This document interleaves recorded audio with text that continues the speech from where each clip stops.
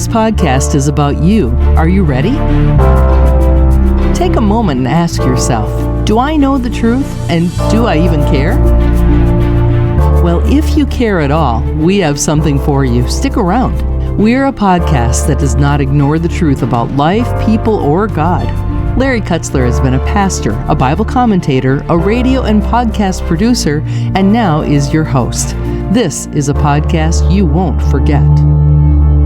You'll usually find Shawn sitting in front of this streetlight. He's not homeless, but he says he does this to make ends meet. Shawn makes about $60 to $70 a day. He says his amputated leg helps with his daily collectings. The sign Shawn holds says he needs a helping hand. So Shawn says he's not lying as long as his sign does not say he's homeless. Shannon is homeless, and she does not make much.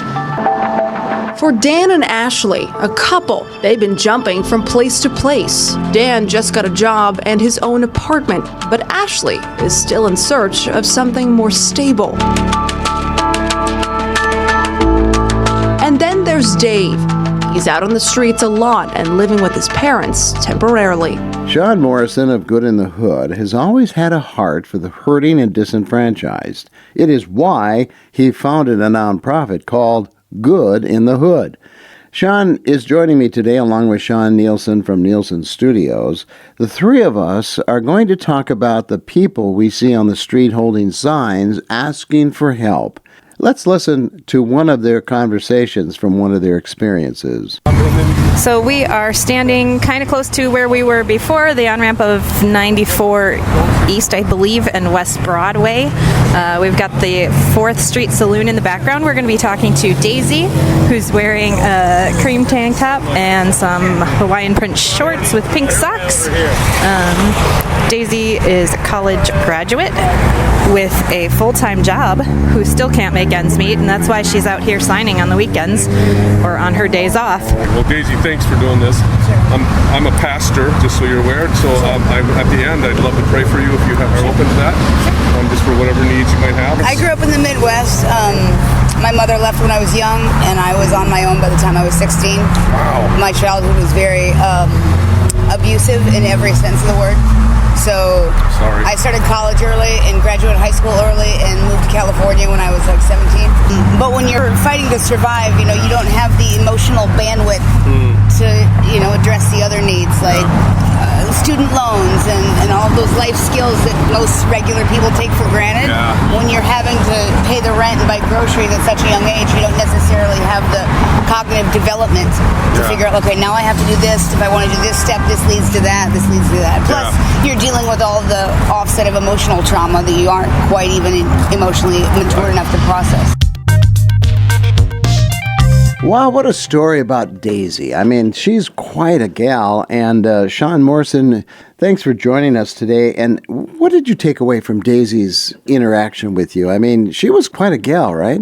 Yeah, she sure was. And Larry, I was, I'll just say, kind of blown away. Here was someone that was not your typical person you would think would be on the streets, what we call signing or sign waving. She was somebody, mom of 4, but she had a full-time job. I think most people have this misperception that somebody on the street signing is not working and they wonder why don't they get a job. She had a full-time job. She had a degree in economics and in linguistics. So she was not your typical person you might think is out there. She just needed to get a house and a home for her 4 children, her family. She longed for that and she was trying to save up money. So I walked away with a couple of things. One, my stereotype was really confronted and it was shifted. The second thing is I really understood for the first time that here was somebody that had a heart to really move forward. She wasn't just using the system to live off the system, to drain the system. She wanted to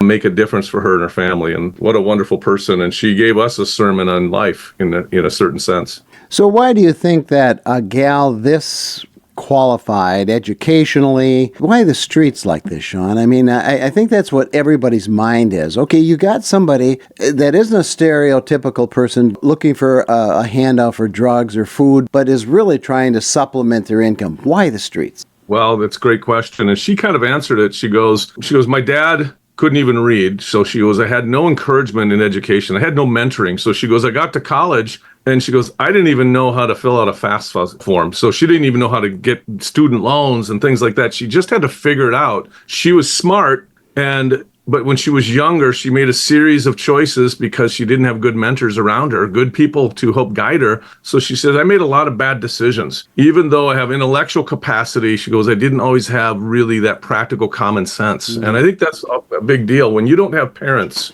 that can guide you or someone that's in your life, you often make poor choices and you don't use the knowledge you have in a way that we might call wisdom. Well, I've interviewed you, Shawn Morrison, quite a few times, but we're adding another Shawn to the picture here today, Shawn Nielsen from Nielsen Studios. Shawn Nielsen, you accompany Shawn Morrison. There's too many Shawns among us.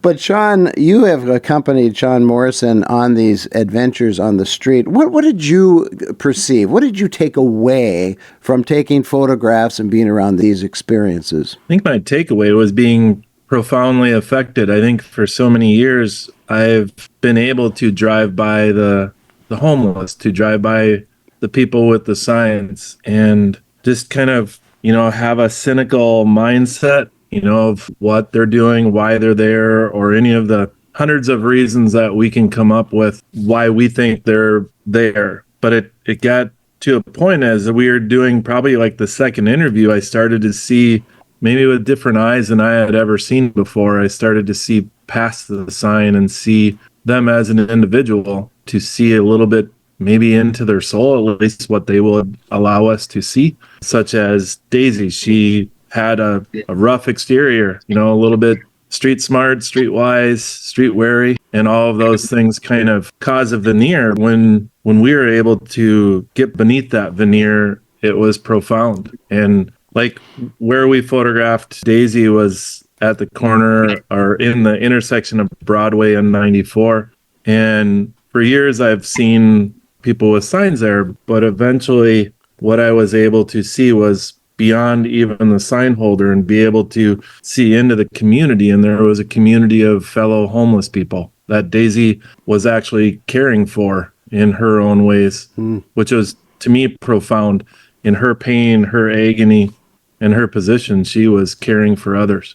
Shawn Morrison, I know that you want to do a lot with these experiences. You're photographing them, you're recording them, and you're calling the project, and that's not a very good word, project, but this ministry outlet you're calling Will You See Me? What's your objective? I mean, what do you hope to accomplish by talking to these homeless people week in and week out? I think I want to challenge the assumptions that we have. Sometimes they're right. But sometimes they're misinformed assumptions. And a lot of people, when we encounter someone that's holding a sign, we wonder, are they scamming? Should we give cash? Or are they just going to use it for drugs and alcohol? We wonder about them. Is this person mentally ill? Is there what's their story? And I don't think we really know always what their story is, because we just don't take the time to actually talk to them as people. And so there's a couple objectives for me. I want to see this come into a place where we can put a book together of individual, we'll say mini biographies that kind of lets this person tell their story, each person tell their story. It'd be a tapestry. Shawn Nielsen's helping with that by taking the photographs, and he's just a tremendous heart and has a talent to really grab the person's image in a way that tells a story. And Shawn's a communicator using photography. I want to also inform us about the other side of the story. Paul Harvey used to say that. What's the rest of the story? And there is a rest of the story, but often we don't know what that is, and so we make judgments. And sometimes they're right. I'm not here to exonerate people necessarily, but I don't want to also vilify them. The other thing that's really important, and Shawn shares this heart, I want to see the church informed in their compassion, not just random compassion, but to be informed. And I want to see the church activated in service so that we're no longer just in a community, we're actually for a community and for the people. Those are some of our objectives. I like that word or words, informed compassion, because I've often heard that Americans are usually compassionate. They give a lot of money for different things, but I also know that Americans can be very rude, dismissive. And so when you talk about the heart and the vision for compassion. And either one of you can answer this. Have we as Americans lost that vision for compassion? We may have compassion for animals, which we do, but for that person on the street or somebody we just don't know, I don't know if we have compassion. You mentioned something that hit kind of a nerve, in this sense, a good nerve. I remember one of our bishops at our church general conference shared a message on loving your neighbor as yourself. And he made a profound statement that just literally made the audience gasp because it was convicting. He said, we are called to love our neighbor as ourselves. He said, I would be frankly happy if people would just love their neighbor as much as they love their pets. Wow. And I was like, oh my goodness, he just said what we've all observed. How society has lost the value of humanity. We've dehumanized people. I'm hoping this project, in my own heart first, but also in the hearts of those who maybe read the book or learn about it, will once again see humanity in its dignity, not see someone for just what they do or what their behaviors are, but they will see them from the essence of God having created them in his image. And they will once again look to help restore people to that place where they can walk in their God-given purpose. And I hope that we, in one way or another, can influence towards that. For the most part, I think I see it, the church has kind of looked to the distant shores, or we've looked to places like Africa or Haiti where we feel like we can help. I think local compassion and providing it is costly. It requires rolling up our sleeves and being ready to serve right out our back door. Shawn, I was thinking about what our friend Scott shared with us, just what I hope these images and what I hope what we're doing is provoking people to actionable compassion. To me, that was a profound statement, to provoke people to do that. People don't like to be provoked. They don't, but what you're saying and what Scott said was right on. And that's always been a part of what I believe God has called us to do, is to be a part of I call it the great commission, because it's really something where God has called us to join him in his efforts to reach the world with his wonderful mercy and grace. I said once to a group of students that they were part of my evangelism class that I was teaching at Bethany Global University, and I said, we need, as a body of Christ, to stop practicing birth control. And I'm not talking about the kind that comes between a husband and wife. I said the birth control the people of the church practice by not sharing the gospel. We don't reproduce. It's all about us. We want God to bless us, but we don't want to get on board with his purpose. And that's to be activated in service, to respectfully show his love in practical ways, and to bring his good news to people. And that's the thing we forget.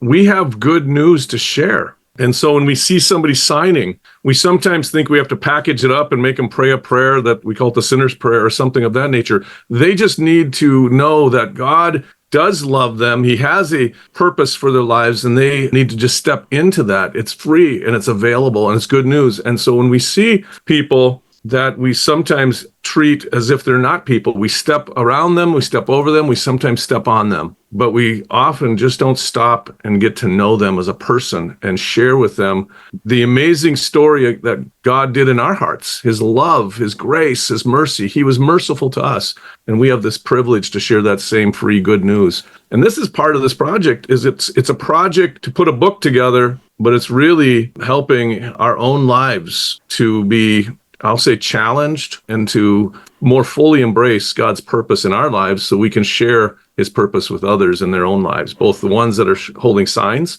on the street and also the body of Christ that is maybe wondering, how can we become involved in this? How can we make a difference? Great comment, Shawn. I love what the other Shawn said as well when he talked about the comment that was made about being provoked, because I heard a preacher say recently that unless there's some kind of conviction happening within the heart of a person, they usually don't do too much. They don't execute on what they know without first being provoked or by being convicted. Some of the most, I would call, helpless situations that Jesus dealt with, for example, those 10 lepers, the demoniac deliverance, and raising the widow's son, are all examples of the difficult situations that he entered into, and there was a positive outcome on every one of them. And I wonder if sometimes we don't look at the homeless person on the corner, and yes, we ignore them, but I think a deeper reason is I wonder if we think they're hopeless. They're almost hopeless because look at them, and they don't seem to change. They don't want to change in some cases. So what do you think? Shawn Morrison, we'll start with you, and then we'll end up with the other Shawn. Well, and you bring up something that's somewhat philosophical on what, and I think I'm just going to say our Western ways probably get in the way of actually doing good. We sometimes think the only reason we should do good is if it has an outcome, that's an impact that we can measure. And honestly, it's so transactional and so industrialized. We forget, Larry, to just minister to the person in front of us, regardless of the outcome, not because we see and can leverage some change in their life, though that would be wonderful, and I'm all for that, but just because it's the right thing to do, to be kind to others, to love people the way God does, regardless of outcome. Jesus, I'm going to use an example. He was asked by someone, he said, well, if my brother sins against me, how many times should I forgive them? 7 times? And he said, no, 70 times 7. Jesus was basically saying, don't worry about the outcome or the impact. Do the right thing anyway. And I think sometimes, Larry, we don't want to do the right thing unless we can see a meaningful change, a meaningful outcome, or a meaningful impact. And I'm all for all of those things. And I think we should always use wisdom to try to affect those things. But does that mean if we can't do anything that has an outcome that we can measure, that we shouldn't do anything at all? I think it's just the opposite. We should minister to the one in front of us, and we should love them and embrace them anyway. One of the things that hits me is like we as people, we judge. We are trying to figure out how that person compares to us. And I think I did that as I was, beginning this project. And the Holy Spirit revealed to me, it's like I need to meet them where they're at. And I think part of what I started to see was like the people that we were photographing, whether it was man or woman, it was being invited into their place. And how can we judge them? Would Jesus have judged them? I don't think so. And he didn't. He wouldn't have. And he wouldn't. I think we need to also look at our friends on the streets and know that they've come from some incredible worlds filled with trauma, more than what we can even realize. And those things have been out of their control. And one of the things that was profound to me is when the other Shawn was asking people what their hopes, what their dreams are, or what were they and what brought them to this place of being on a street corner. And then ultimately at the end of it, praying with them, but caring during that time helped relieve some of the heartache that they were going through, and realizing as humans, we need to do that towards one another. And I think when we are, so to speak, eye to eye, and we put away our viewpoints and our political positions, and we just care for our human friend that's right next to us, it can make a profound effect on them. And I think it makes an equally profound effect on us. Good thought. Shawn Morrison, you have a saying that I have adopted. I've actually stolen it, but I love it. You say everyone is a somebody. I love that. That is so profound. I was confronted with a ministry recently in the Twin Cities that is going through some struggle. And it's like they minister to the hopeless and the helpless and the marginalized. And somebody said, is it really worth feeding the same 50 people every week? And I thought about that and I prayed about that. And here's what came to my understanding was from Isaiah 58 in the passage it talks about fasting. It says, is not the fast that I choose to loosen the bonds of wickedness, to undo the straps of the yoke, to let the oppressed go free, and to break every yoke? Is it not to share your bread with the hungry and bring the homeless poor into your house? When you see the naked, to cover him and not to hide yourself from your own flesh. Now that's a spiritual thing. So when feeding the poor or taking time to acknowledge somebody on the street with a sign, that's a spiritual thing, is it not, Shawn? My goodness, that one of the things that we were told as we were interviewing these precious, beloved neighbors in need is, I just wish people would acknowledge me as a person. They wouldn't look down on me. They wouldn't see me as if I'm less than them. And Larry, that was so profound. They wanted money. Yes, they wanted cash. And we're so worried about, well, do they have mixed motives? Larry, we all have mixed motives. I mean, my goodness, in ministry, as pastors and ministers, we are often having to deal with our own mixed motives. I'm guilty of it all the time. And then who am I to judge somebody that they may have mixed motives? And we so often expect them to, I call it, jump the Grand Canyon from where they're at to where we expect them to be in one simple step instead of a process. For example, people think that they should just get a job. Well, if they hadn't worked for a long time, they're not acclimated to 40-hour work weeks, 8 hours a day. They need to be ramped up. They're physically just not, and emotionally not, in that space. They're not used to even having a schedule. And so we have these huge expectations. They're going to go from A to Z in one step. And this is where this impact that we're hoping for, we're trying to force our expectations upon others. This Isaiah passage is a powerful one because he talks about loosing the yoke. And we need to do what Jesus said when Lazarus was raised from the dead. He said to the disciples, and Lazarus had been dead 4 days. Jesus raised him, and they said he's full of grave clothes. He's bound. And Jesus said to the disciples, "You unbind him and set him free." Jesus gave him life, but they're full of their past. They're wrapped in grave clothes. People that we see on the streets need us to help them be free from their grave clothes. And that's what our calling is. That's our purpose. The other thing about this, and then I'll let Shawn Nielsen share, is we think we're setting them free. During this whole process, we're the ones being set free too. Yeah, this is probably, with my camera, one of the most spiritual things I've done. When I say that, I feel like being allowed across the threshold of people's lives.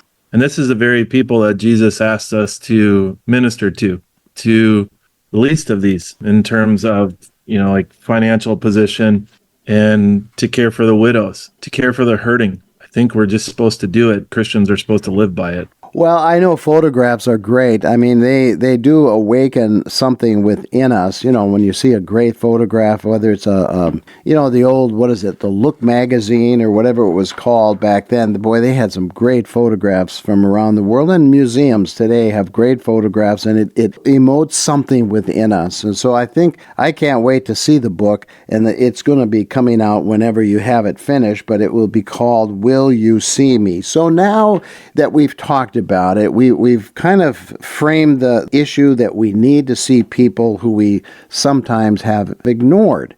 So what do we do with all of it? I mean, what is the first step somebody listening to us today can say to themselves, okay, nice conversation, nice interview, now what?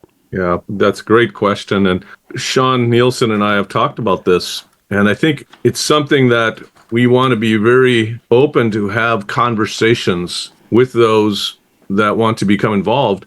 We want to be careful, though. We're not telling them what to do. They need to discern, prayerfully discern, what is God saying to them that they should do. We're just trying to say this is a population, this is a people. These are not just those that we should drive by and see them merely as signposts. They're actually human beings that God has created and God loves dearly, that Jesus thought they were worth laying his life down for. And so we're hoping that the church will stop, pause, perhaps enter into the dialogue prayerfully, and then discern what they should do. No one can do everything, but they should do whatever that thing that is within the sphere of their influence, the sphere of their capacity, the scope of what they can do, they should do. But this is a collective. We really see this as a ministry of, we call it kind of an underground railroad. It's just like the historical one, some did transportation, some did lodging, some did food, some, each person that was a part of that did what they had the grace of God to do. This is not a uniformity thing. This is a unity thing that we believe God is moving hearts to become involved. And each church, each individual, each small group needs to go, what is it, God, you're saying we should do to be a part of that underground railroad, to reach those who are vulnerable and to move them or help them along the pathway to a better place in their lives. to security and to a place where they can experience the full grace of God. I think through this whole thing that's been really hitting me is just do something. I mean, like, I know taking pictures and going into that is like a profound leap, but there's small ways. Larry, I was just thinking about, like, this is tough because I'm going to do math now, but if we took 300 of your listeners and they did one thing a month to impact the homeless in some way, whether it's just looking at them or something as profound as bringing a cold bottle of water or a warm cup of coffee, basically kind of going to give a cup of cold water in my name. If they did that, if 300 listeners did something 12 times a year, just one time a month, that is 3,600 positive impacts into a world that really doesn't get to have human interaction at a Christ level. And to me, that math was pretty profound, and I'm not very good at math. I love it. I love that math equation. It makes a whole lot of sense. I think what we're saying to everyone today is, for the marginalized, those that we sometimes ignore, we're saying that you are important. You're important to God and you're important to us, and I do think that's a great message. So how do people know more about both of you gentlemen, both Shawn Morrison? How do people get a hold of you? Let's start with you. Yeah, we can learn more about our ministry, our organization, Good in the Hood, just by going to our website, goodinthehood.org, and they can reach out to us. There's opportunities to do that. We're going to create a web page just about this project so that people can learn a little bit more about it. It's still in development, but that's our intention. Sean Nielsen, how about you? Nielsen-Studios, and Nielsen is spelled Nielsen,